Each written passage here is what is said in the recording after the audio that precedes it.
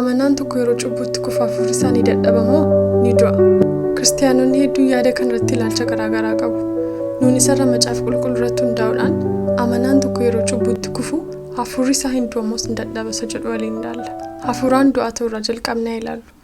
Wanti tokko du'eera kan jedhamu jalqaba yoo jireenya qabaateedha. Sababni isaa jalqaba jireenya hin qabutu ta'eeti du'eera jedhamee ibsamuu hin danda'u ture. Namni yeroo uumamu foon, lubbuu fi hafuurarraa uumama.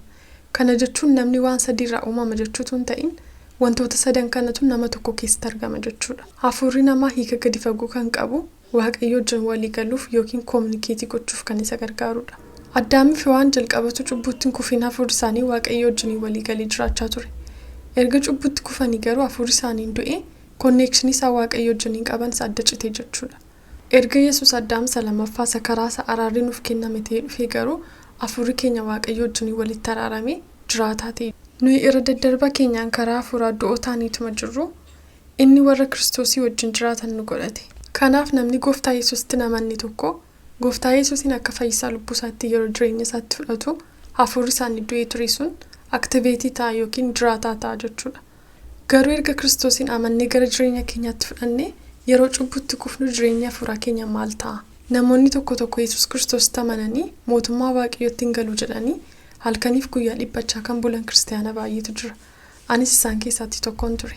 Isin isarra waa'ee mootummaa Waaqayyootti galuu of dhiphistu taanaan barumsa kan akkasiin sirriitti dhaggeeffattan barbaada. Erga Yesuusitti amannee mootummaa Waaqayyootti hin gallu ta'ee Kiristoositti amanuun keenya bu'aansaa maali? Baay'ee Gooftaa duukaa kan deemnu gatii isa jaallannuuf gatiin fayyisaa lubbuu keenyaa ta'ee du'a jalaa nu oolcheef malee gatii si'ooliin sodaannuuf mootummaa Waaqayyootti galuuf isa cheezii gochuuf duwwaa Yesuusiin jaallanna miti.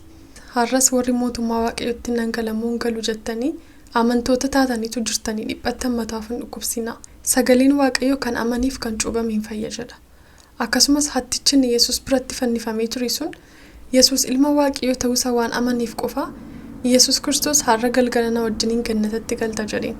Yesuus fayyisaa lubbuu keessanii ta'uusaa amantaniitu taanaan seebii taataniitu. Maalirraa seebii taane inni jedhu abidda barabaraa, du'a barabaraa fi cubbuu jalaa seebii taanii jechuudha. Amantoota taaniitu jiru hiikni kanaan nuun gallee taanaan garuu jireenya keenyaaf baay'ee rakkisaadha. Of dhiphisaa jiraanna jechuudha. Kanaaf namni kanaan dhiphachaa jirtu yoo jiraatte Yesuusitti erga amantee mootummaa Waaqayyoo tola siif kennameera. Ani nama waan hin ta'eef cubbuu hojjechuu dhiisuu hin danda'u, perfektii ta'uu hin danda'u akkamittiin mootummaa Waaqayyootti galaa? Gaaffii kana waliin ilaalla. Namni qajeelaan si'a 7 utuma kufeeyyuu deebi'ee hin ka'a. Namni jallaan garuu wanta hamaa keessatti hin kufa. Nuun nama foonii taaniitu jiru jireenya perfektii jiraachuu dandeenyu. Foon keenya kun dadhabaadha waan ta'eef. Waaqayyo akka nuun perfektii taanii cubbuu malee jiraachuu hin dandeenye waan beekuufdha kan inni hafuura qulqulluun nuuf erge. Amanaan tokko dadhabaa waan ta'eef cubbuun hojjeta garuu cubbuu sana keessa hin deddeebi'u. Sababni isaa hafuura qulqulluu konviiktisa godha waan ta'eef. Kanaaf yeroo cubbuu hojjennu hafuura qulqulluun konviikshinii nu kenne akka nuun cubbuu sana keessaa baanee haarofnu nu godha jechuudha. Kanaaf amanaan tokko yeroo cubbuutti kufu hafuurri isaan dadhaba malee hafuurri isaan du'a miti. Fakkeenyaaf muki tokko yeroo bishaan obaafamee kunuunsa ga'aa argatu muki sun guddate ija godhachuu jalqaba. Garuu yoo gidduutti kunuunsi sun irraa dhaabbate muki sun goguu jalqaba ija godhachuu hin danda'u. Mukni gogee kun yeroo deebi'ee kunuunsa argatu ija kennuu jalqaba deebi'ee latuu jalqaba jechuudha. Akkasuma amanaan tokkos cubbuutti kufee ka'ee gaabbee yeroo gara Waaqayyootti deebi'u akkuma muka sanaa jireenyi isaa deebi'ee latuu jalqaba. Hafuurri isaanii dadhabee suni deebi'ee jabaachuu jalqaba Waaqayyo wajjin konnekshinii isaa cimsuu jalqaba jechuudha. Ergamaan Phaawulos isin karaa hafuuraa du'oo turtan jedhee yeroo dubbatu du'oo turtan inni jedhu sun paastii ta'uusaa agarsiisa. Yeroo dubbatu sana amantoota warra Waaqayyootti amananitti dubbachaa ture.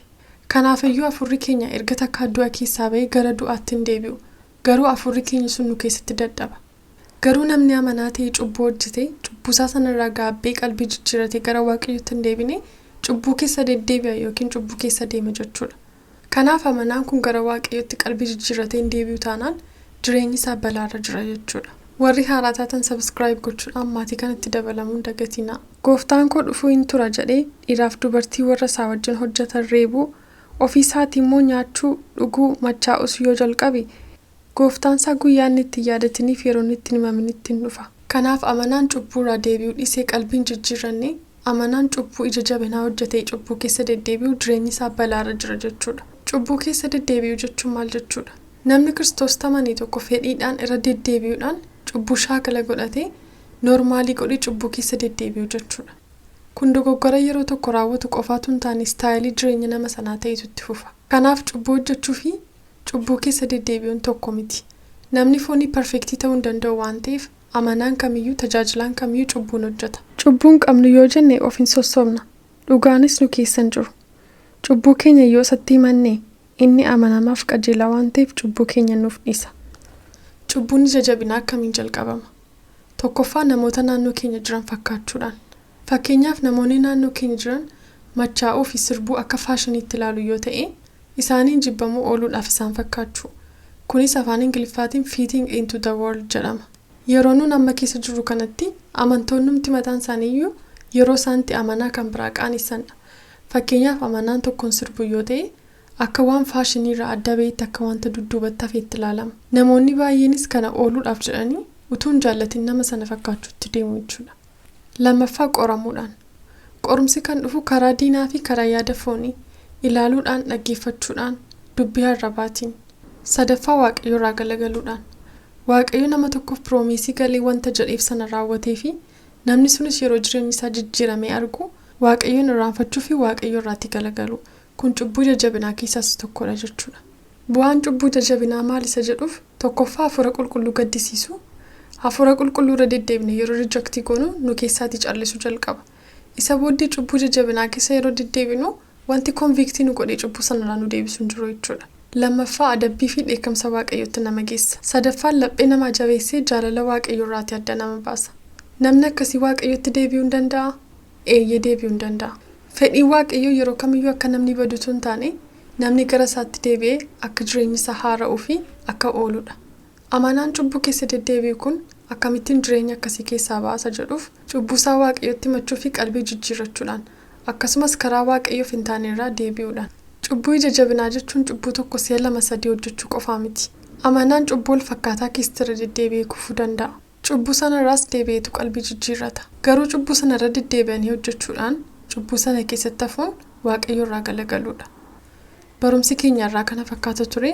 Yeroo eebbaa qabaadhaa.